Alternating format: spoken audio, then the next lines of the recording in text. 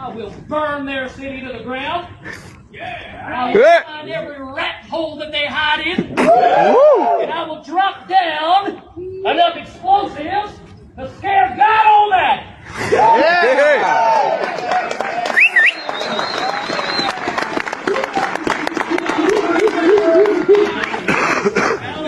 Today, the fact is, I'm privileged to see. I do not see men. I do not see soldiers. I see lions. I see a pride of hungry lions. Well, let me tell you a promise, gentlemen. A promise that I give to you before God Almighty. It is hunt season in Gaza. And you will all be well fed before this is done.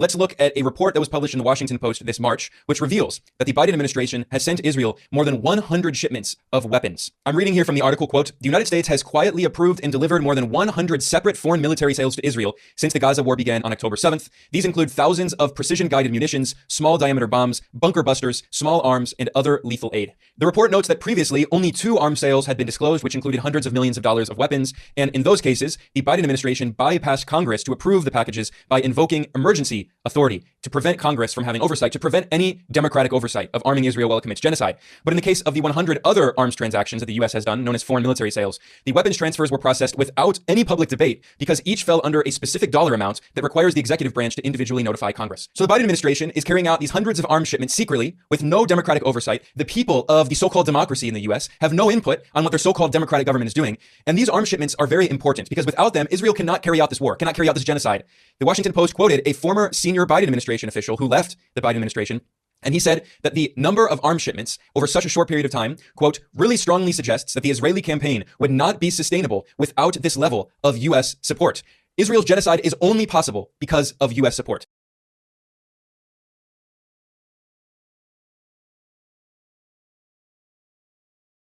And we got this. The Washington Post reports that the Biden administration in recent days quietly authorized the transfer of billions of dollars in bombs and fighter jets to Israel. The same day, the Biden administration issues a statement on Arab American Heritage Month. It announces a new weapon shipment to Israel, including 2,000-pound bombs, dropping 2,000-pound bombs on densely populated urban environments. So again, you tell me, does it look like they're trying to avoid civilian casualties? But this is some nerve, isn't it? A proclamation on Arab American Heritage Month 2024. This month, we honor the rich heritage, history, and hopes of the more than 3.5 million Arab Americans across our country who have helped write the American story and move our nation ever. Diversity is our strength. We're in favor of good things. We like equality and justice. We like having a multicultural rainbow in this country, and we're on your side, except that, oh wait, we're signing off on more bombs and warplanes for Israel as the Arab American and Muslim American communities are screaming from the top of their lungs repeatedly, stop massacring Gaza. Stop slaughtering Palestinians. These are innocent people. These are women. These are children. The numbers are astonishing. Aid workers are now in even more danger amid reports of the U.S.-backed operation using aid trucks. So this is the other portion, which is absolutely devastating. You know that humanitarian pier that we built, which broke down and they had to fix it? There are reports that that was the pier that was used for this attack. And they disguised it as humanitarian aid, but it was soldiers. And now, of course, not only are the aid workers in danger from the IDF, which they always have been because they've been working them on a regular basis, now, of course, Hamas is a massive danger to them as well because they just saw, hey, they disguised it as humanitarian aid, but it was soldiers, and 274 got killed. Biden was celebrating all this, by the way, and the media is pretending like everything went peachy. They don't even comment on the 274 Palestinians who were killed and 698 who were injured. They don't even comment on that. We watched a local news report on this the other day, and it sounded like North Korean TV. You know, our beautiful and brave and courageous soldiers went in there and did an amazing rescue mission. So this is more on what we just talked about, how allegedly the humanitarian pier that we built was used for this.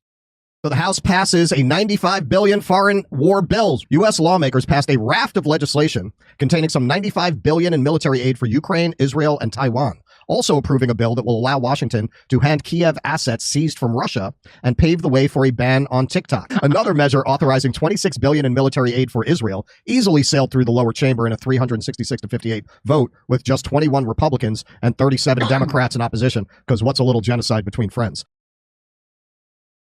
Here are the addresses of every factory manufacturing bombs and ammunition for Israel.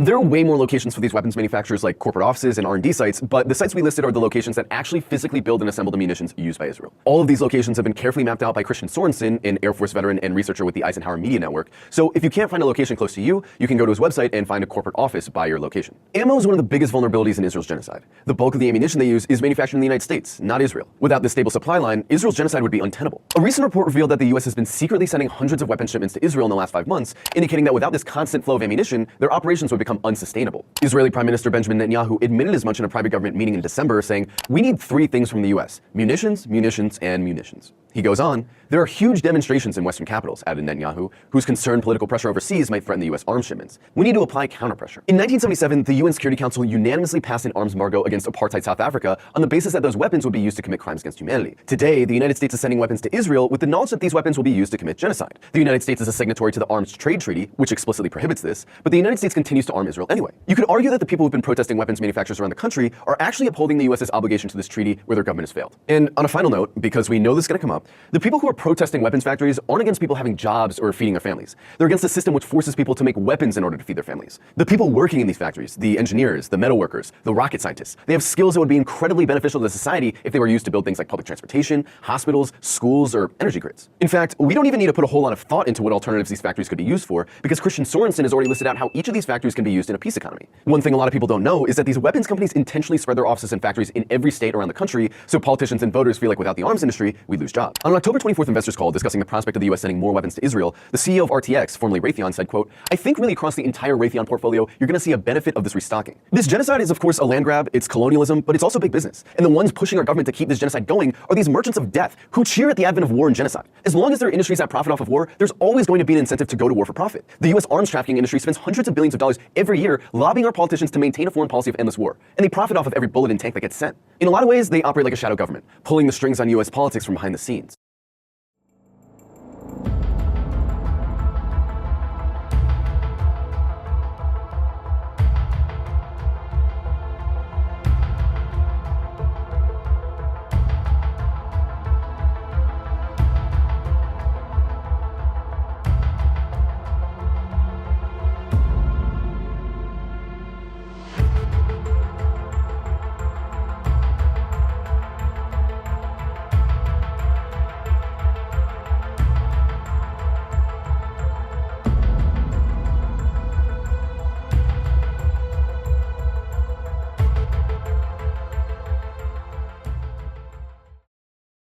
فنحن أطفال غزة أغلب المجازر التي شنت فينا هي من الطائرات الأمريكية الغدارة. أمريكا قبل في الحروب التي قد مضت كانت تدعم إسرائيل بالسر، لكن اليوم دعمت إسرائيل بالعلن أمام مرأى العالم كله. وفي أم عينانا رأينا البضائع والذخائر الأمريكية وهي تدخل إلى إسرائيل، والطائرات الغدارة الحربية الأمريكية وهي تقصف منازلنا، وهي تشن الغارات الإسرائيلية على أطفالنا في قطاع غزة وفي غزة الحبيب.